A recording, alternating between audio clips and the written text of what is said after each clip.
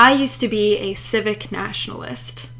I used to believe that as long as we judged others as individuals, the world would steadily become a better place regardless of our differences.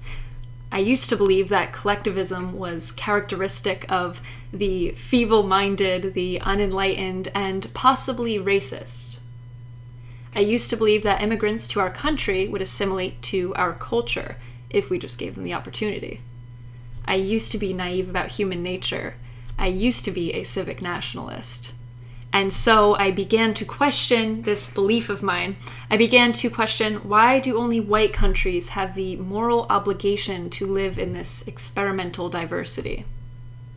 I began to question why Americans living in the land of the free were forbidden the freedom of association. I began to question why the same groups of people that benefit from our country's altruism are allowed to collectivize within our borders in peace, yet any semblance of white collectivism is considered a form of supremacy. I began to question, why do I have to morally justify the continuation of my people? I am no longer a civic nationalist. I'm no longer a civic nationalist because demographics matter.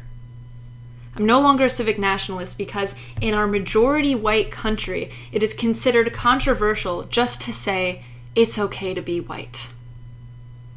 I'm no longer a civic nationalist because if the United States were to close its borders tomorrow, whites will still become a minority before the next 50 years. I'm no longer a civic nationalist because in a world of collectivism, individualism is suicidal. And I'm no longer a civic nationalist because I won't stand by as whites become minorities in their own homelands just so that I can selfishly claim at the end of it all, at least I was an individualist.